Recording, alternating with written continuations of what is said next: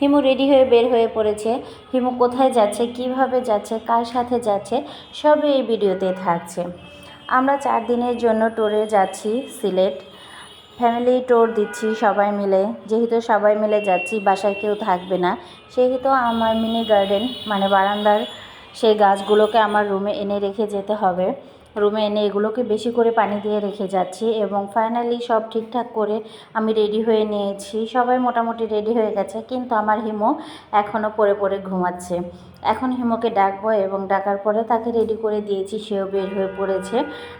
যেহেতু লোক সংখ্যা বেশি ছিল, লিফটে একবারে যেতে পারিনি, আমাদের ভাগ করে যেতে হয়েছে। আর ব্যাগপত্র ছিল অনেক, ট্যুরে যাচ্ছি বলে কথা, একটু তো কাপড় চোপড় বেশি নিতেই হবে।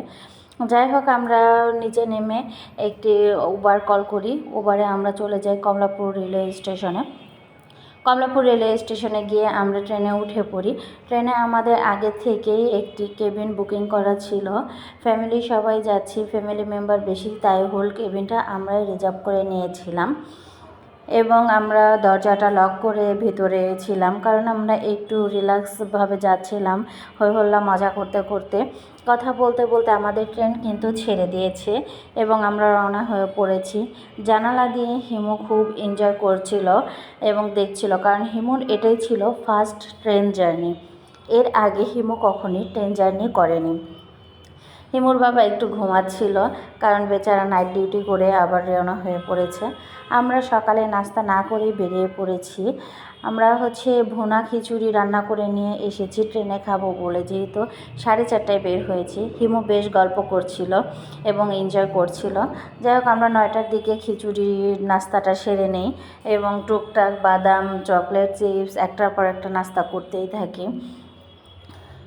আমরা কথা বলতে বলতে শ্রীমঙ্গল পর্যন্ত চলে এসেছি।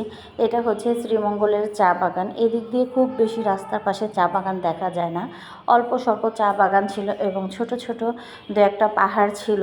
সেটা দেখে সবাই খুবই এনজয় করছিল, কারণ সিলেটে ঢোকার পথেই এটা পেয়েছিলাম। তো হিমু তখন ঘুমাচ্ছিল, যে কারণে হিমু বিষয়টা দেখতে পায়নি। যাই হোক, কথা বলতে বলতে আমরা সিলেট রেলওয়ে স্টেশন চলে আসি। সিলেট রেলওয়ে স্টেশন নেমে আমরা ওয়েট করছি যে কিসে যাব। এটা সিলেট রেলওয়ে স্টেশন থেকে আমরা যে রিলেটিভের বাসায় যাচ্ছি, প্রায় ঘণ্টাখানেকের মতো সময় লাগে। তো ভাবছিলাম আমরা এখানেও একটি উবার কল করে নেই এবং হিমুকে জিজ্ঞেস করছিলাম যে পানি খাবে কিনা। হিমু পানি খেলো, সবাই মিলে পানি খেয়ে আমরা উঠে পড়ি, উবারে এসে পড়ে উবারে উঠে পড়ি। আমাদের ওই রিলেটিভের বাসায় যাচ্ছি। আমরা এখানে 4 দিন থাকবো এবং ঘোরাফেরা করব, কিন্তু আগে সেই রিলেটিভের বাসায় যাব এবং আজকে রেস্ট করব।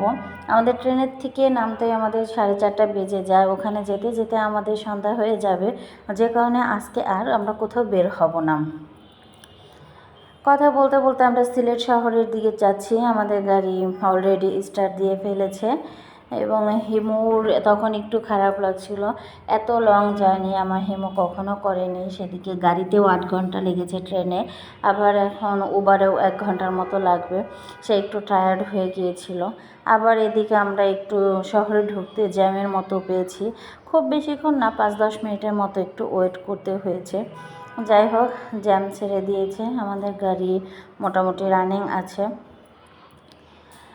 সিলেট শহরটা মোটামুটি বড়, খুব বেশি বড় বলবো না, আমাদের ঢাকার থেকে অনেক ছোট। তারপর আছে মোটামুটি দর্শনীয় স্থান বা ঘোরাফেরার মতো জায়গা, তো যে কারণে ভালোই লাগবে হয়তো বা।